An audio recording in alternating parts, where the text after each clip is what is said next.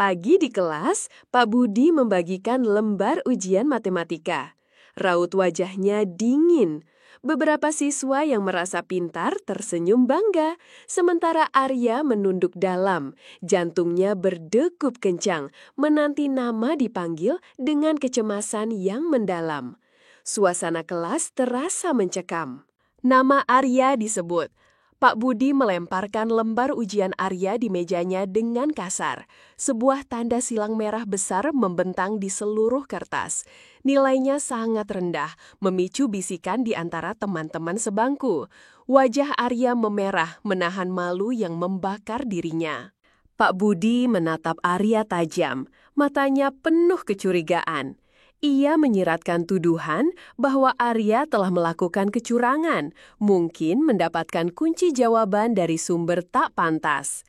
Kata-katanya menusuk, seolah kemiskinan Arya adalah alasan utama kecurangannya.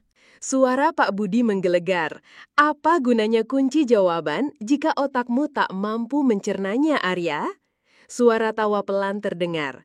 Arya merasakan ribuan pasang mata menatapnya. Tenggorokannya tercekat, matanya berkaca-kaca, namun ia berusaha keras menahan air mata yang akan tumpah.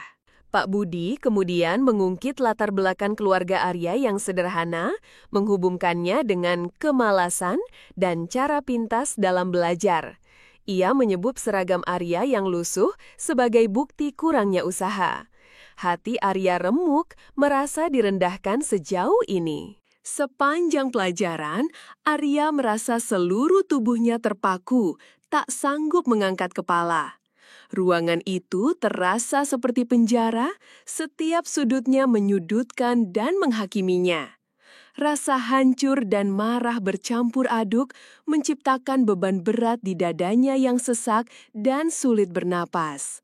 Bel istirahat berbunyi, siswa-siswa berhamburan keluar dengan riang.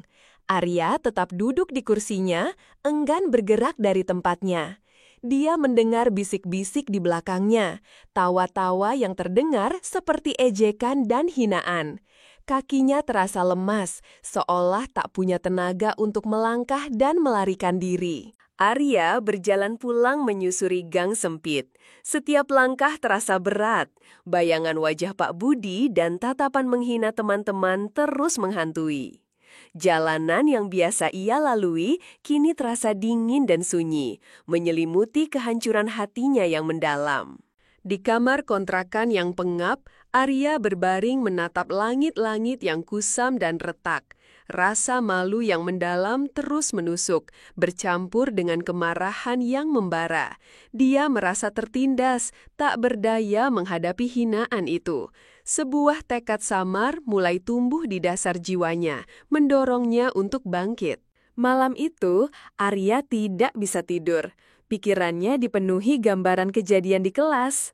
Namun, di tengah keputusasaan itu, secercah ide mulai muncul. Sebuah rencana untuk membuktikan bahwa mereka salah tanpa harus mengucapkan sepatah kata pun. Ini adalah titik baliknya yang sunyi.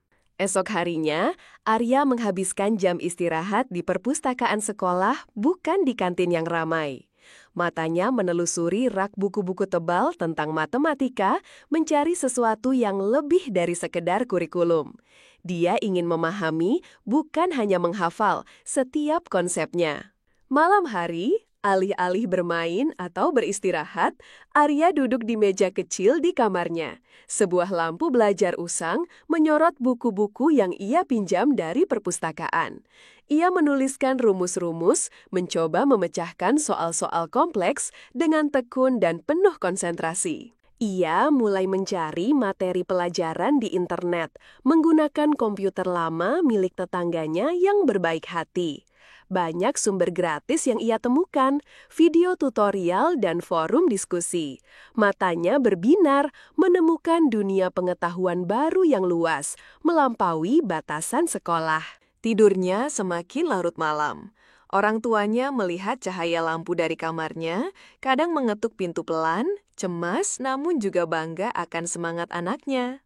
Arya hanya tersenyum tipis, berjanji pada dirinya sendiri untuk membuktikan sesuatu yang besar. Di sekolah, Arya masih terlihat pendiam, namun kini ada fokus berbeda di matanya. Ia tidak lagi menunduk, tapi mengamati dan mendengarkan penjelasan guru dengan lebih saksama. Catatan-catatan kecil mulai memenuhi buku agendanya, penuh dengan coretan rumus dan ide. Suatu sore, saat ia sedang sibuk di pojok perpustakaan yang sunyi, seorang teman sekelas bernama Rina yang dikenal pendiam juga mendekat. Rina meletakkan sebuah buku referensi matematika di meja Arya, lalu tersenyum tipis memahami perjuangan Arya yang diam-diam. Arya terkejut sesaat, namun kemudian membalas senyuman Rina dengan tulus. Tidak ada kata-kata terucap, namun isyarat itu sudah cukup. Rina adalah salah satu siswa yang juga sering diremehkan, dan ia melihat ketekunan Arya sebagai inspirasi dan harapan. Arya mulai berlatih dengan soal-soal Olimpiade yang sulit, yang jauh di atas materi sekolah. Ia sering menemui jalan buntu, namun tak menyerah. Otaknya bekerja keras, mencari berbagai pendekatan, merasakan sensasi menemukan jawaban sendiri setelah perjuangan panjang. Secara tak terduga, pengumuman Olimpiade Matematika tingkat kota muncul di mading sekolah. Pak Budi terlihat antusias, sibuk memilih siswa-siswa andalannya. Arya melihat pengumuman itu. Sebuah ide besar melintas di benaknya, sebuah kesempatan emas. Beberapa hari kemudian, Arya mendaftarkan diri secara diam-diam. Namanya muncul di daftar peserta, membuat beberapa orang sedikit terkejut. Tekadnya semakin bulat, senyum tipis terukir di bibirnya. Ini bukan hanya tentang angka, ini tentang membuktikan nilai dirinya pada semua orang. Hari Olimpiade tiba. Aula sekolah dipenuhi siswa dan guru. Pak Budi dengan percaya diri mengiringi jagoannya. Arya berjalan sendirian. Seragamnya bersih namun tetap sederhana. Tak ada yang memperhatikannya di tengah keramaian, kecuali Rina yang menyunggingkan senyum dukungan. Babak penyisihan dimulai. Soal-soal rumit tersebar di meja. Arya terlihat tenang, matanya menelusuri setiap angka dan simbol. Tangannya bergerak lincah menuliskan solusi. Sebuah ketenangan luar biasa menyelimuti dirinya, seolah waktu berhenti hanya untuknya. Banyak peserta terlihat mengernyitkan dahi, menyerah pada beberapa soal yang dianggap mustahil. Namun Arya terus menulis, tanpa ragu sedikit pun. Ia menyelesaikan bagian demi bagian dengan presisi dan kecepatan yang tak terduga. Rasa percaya diri terpancar dari gerak-geriknya. Nama-nama finalis diumumkan. Suasana hening sejenak.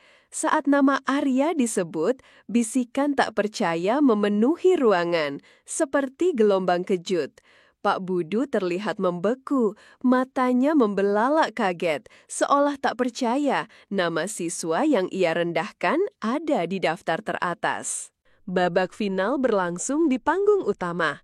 Lampu sorot menyorot para finalis, menciptakan aura dramatis.